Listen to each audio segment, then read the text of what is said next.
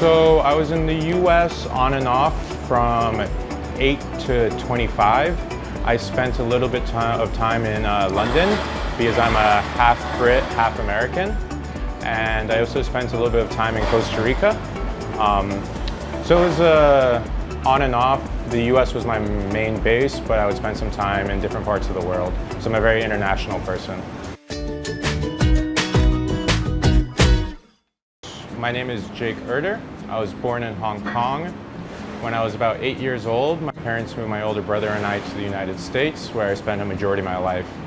Full time, I moved back here about a year ago to work in the F&B scene and work at this bar called Dead End. Yeah, I really enjoy Hong Kong. I find it's a great city of East and West. There's a lot of expats here in Hong Kong. You don't feel kind of the odd man out. I feel like it's a very welcoming city. In Hong Kong, within a quick maybe 30 to 45 minute MTR or bus ride or taxi ride, you can be in nature, you can be out hiking, you could go out to Mui Wo to mountain bike, which actually I did yesterday with a bunch of different bartenders here in Hong Kong. You could be kayaking out in Cheung Chau, you could be at the beach. You don't really need to be stuck in the city. I never found that really in a lot of US cities. It would take a lot longer to get into nature, and nature is a big part of my life. I find it makes a great work-life balance. You don't have to be working all the time without enjoying what kind of this earth. I moved from Hong Kong to a town of about 2,000 people, and it was all Americans who were generationally in that town.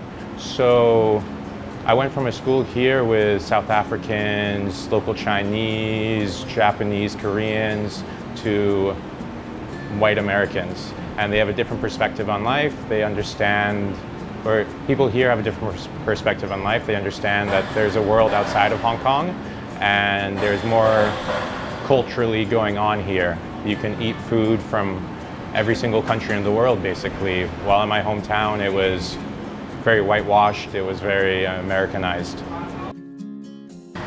I think the most attractive part about Hong Kong, especially being in F&B, is even though it's such a big city, it's actually very small. I kind of jokingly say to a lot of my friends, Hong Kong Island especially is kind of like a university city. You could be walking around in Soho or Kennedy Town and you could bump into 20 different people that you know. Even though it seems like a big city, it's a really small city.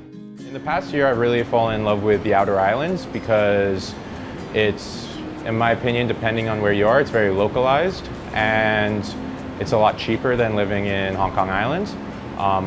And you're also out in nature. But again, I really love Hong Kong Island for places like Kennedy Town. When I was about 8 years old, my parents took over an apartment in Kennedy Town and I fell in love with that area for the ease of transportation, the food that offered there. I remember when there wasn't even an MTR station in Kennedy Town. I remember when you had to get around by bus or taxi or something like that. So this bar is, it's called Dead End. We're a Americanized style dive bar where you can come, feel comfortable however you're dressed, not spend a lot of money on your drinks, and feel like this is your second home. We have a lot of regulars who come day in and day out every single day that we're here, maybe for one drink or two drinks, grab some food like our hot dogs, but it's not supposed to be a fussy place.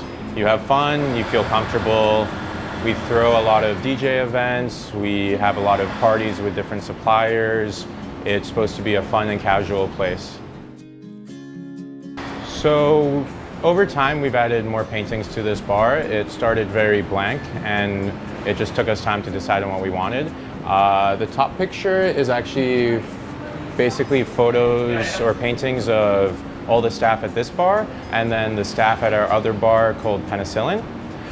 It's supposed to be like the last dinner and we're all in it. It's just supposed to be a easygoing, fun thing. And then the painting right here is actually the logo of an Indonesian rum brand called Nusakana. And we use them in a few of our cocktails, even in our slushing machine, our frozen cocktails basically. And we've have paintings basically covered the bar. I have sometimes random people walking by with cameras and they ask me, hey, can I come in and take photos of the bar because I love the paintings. So it's definitely become a hot spot for, I guess, local street photographers to come by and check out what we have. Yeah, I love it. It's definitely something like this. Without this job, I would have had a different idea of Hong Kong and maybe not have loved it as much, but this has opened me up to a wide variety of friends. It's given me a lot of responsibility. This job connected me to a lot of people in the F&B industry as well. So I know in this area a bunch of different bartenders, bar managers, bar owners, and they're basically like family to me now. For me, it's actually quite interesting when I talk about home. I don't see one place as a home, I see wherever I feel most comfortable. So now I see Hong Kong as my home, but say if I ever leave Hong Kong and I go to America or something, I could see America as my home. It's where I feel most comfortable.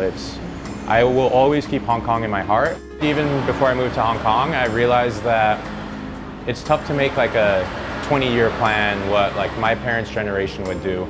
I don't really know.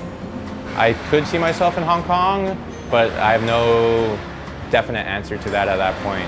It's nothing against the city because I love this place, but it's more just with everything that happened, I don't make any more plans. I take it one day at a time, 1 week at a time, just kind of more enjoy the moment and live my life to the fullest no matter what happens.